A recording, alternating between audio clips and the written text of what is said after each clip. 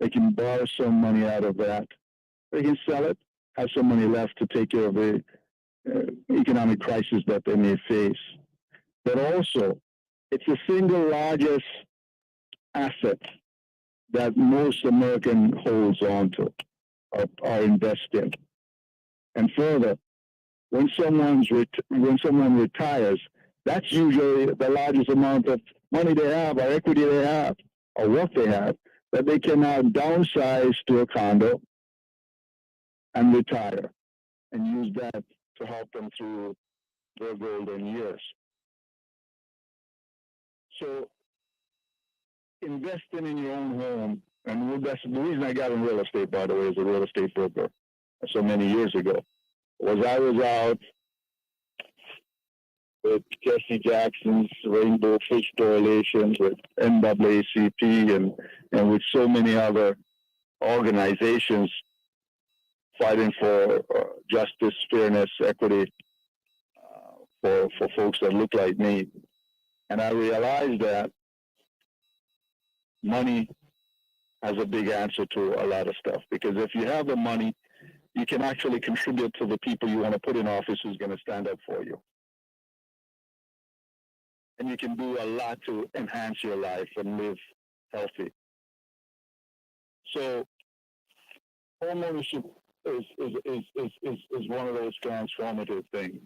I actually serve as the president of the South Florida Board of Realtors, the Black Real Estate Group that was formed in 1947 by 11 African Americans, 9 men and 1 woman, 9 men and 2 women, to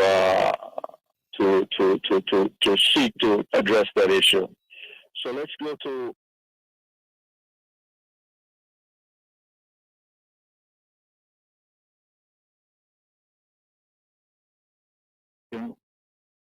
own their own home, 73.7%. The other mixed race and other and multiple races people, the Asians, Pacific Islanders, and others fall into that category. At an ownership rate of 54.2%. Hispanics, Latino, 47.6%. Blacks, 45%. Yes. So that gives you an idea of the explanation as to how that net worth translates even further down in terms of home ownership. And then we'll talk a little bit about the incarceration rate and policing and all of that towards the end of this. We have some time. We now look at how do we change the dynamics of this from a political spectrum. How do we do this? What should you be looking for from your elected officials and those you put in office? What should they be discussing? And Maxine Waters, Congresswoman from California, someone I deeply admire, met several times, proposed recently to put some legislation in place that would change the dynamics of that. So what I'd say to folks is this: someone like Maxine should be given some credit for the work that she's done to help move the agenda forward. She sits on the Banking and Finance Committee in the House of Representatives, and she put some legislation forward that, had I been in Congress, I definitely have been proposing. Those are some of the things I talked about on the campaign. So here's one of them, and that is to put money to help with down payment and closing cost assistance for communities that have been left out and left behind in the home ownership opportunities. Because if you give some folks a little bit of money to help them get to where they can own, it creates more affordability for the longer term. You know, we have a tremendous problem today with affordable housing in South Florida and across the country. One way to deal with that would be to help more people own their own homes. Because when you own, you other than your taxes and insurance going up, which is not huge increases all the time. And in Florida, you have homestead exemption and Save Our Home Act and other things that reduce the pressure for that escalation. So many people living in their homes today that own are not paying taxes on the full value because they have homestead exemption. Where they to yeah. One moment for me, Mayor Holness. We're speaking to former Broward County Dale Holness. But Mayor Holness, if a person is paying down on their mortgages, yes. and they want to go and get another house of per se, how could they go and get that, knowing that they have that to pay? Do they have to build up some more credit to go and get another house? Well, not necessarily. And remember, we had my friend on, Mr. Ferguson, a few weeks ago. I don't know if you, I think you were there. Yes, I was. And we talk about how you can then go out and buy additional homes. You could actually borrow from the equity in your house if you have no other cash. Get a second mortgage. I would recommend people be very careful with that because you don't want to risk losing your home. But you could take that and then go buy another home. And he had some mortgage programs that could help people with that. And I look forward to bringing it back on again to talk a little bit more about this because it's very, very important for folks to be able to do that. Yeah. So the other part of this legislation that Maxine put forward for affordability in housing was to increase the what's referred to often as Section 8 housing, and that's assistance for people who don't have enough money to even rent. Now, and expand those. That hasn't been expanded for a long time, so there's not many opportunities for people who qualify and need the assistance to get the assistance with these reduced rate, because what essentially that does, it supports someone who has low income or not enough income, and the assistance there is based on family size. So if you have a larger family, you'll get more help to ensure that they can have an affordable place to live. And certainly if you have an affordable place to live, then it gives you a chance to save a little bit more money. But part of the legislation that I'd propose, were I in the Congress, was to do something additional to that.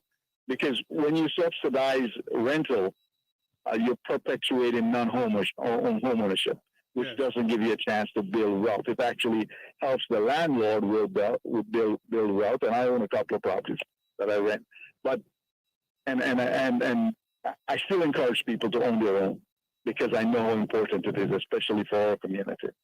So, Mr. Holness, what I propose, let me just finish this proposal, and you can come in. Right. What I would do is use that assistance that is paid to landlords to give to the person who needs the help to actually pay on their own mortgage, because it can be done.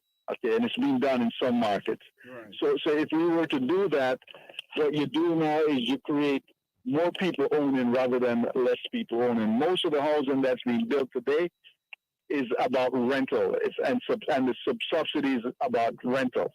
And it's not about owning. And we need to get to where we understand as a community that when you talk to elected officials and tell you, well, we're going to build affordable housing, what does that mean? We're going to build more rental housing? Or are you going to find some way to utilize the funds that are available rather than subsidize a major landlord, subsidize ownership? And that's something that I did in Lauderdale when I got there. I transformed the program that was in place to ensure that we were putting more people into owning their own homes. And when you do that, you stabilize communities and actually reduce crime, because when you own, you're more likely to protect your community, your neighborhood, and take care of it. And we prove that in Lauderdale when we help people own in certain communities and certain rental complexes that were condos before, now to turn rental complexes. We actually reduce the call for police service, we reduce the call for fire service, because those folks actually take better care of themselves and their community. So that's one thing that I would say. Go ahead with your question. And no, I was saying in a few couple of minutes that we have leave, I was saying that when you have people paying rent. In other words, as what you said earlier on, you end up giving your landlord more equity in their homes, in a sense. Absolutely. So in my much younger days, I read a book called The Richest Man in Babylon, and I recommend the listeners find that book. It's an easy read. Yes. The Richest Man in Babylon, Okay. and what it talks about is how one of the first investments you should make is to pay yourself the rent. Mhm. So own your own place. So when you're paying that money each month, it goes to you to create a wealth for yourself and your family and future generations, because that's also something that's transformative. When you own your own property, you pass it on to your kids. Right? You can pass the car on, but it ain't gonna worth nothing by the time you pass it on. So if you get that big fancy Mercedes or whatever you have, or I'm not saying you shouldn't drive your fancy vehicle, but I would say the first thing you should do, rather than have that fancy car, is to look to see how you own your own place. Because I know some folks who got some real fancy cars, but they don't own their own place. They're in debt deep. Yes, indeed, indeed. And we just have a couple more minutes here, Lee. We're speaking to former Bride County Mayor Dale Holness.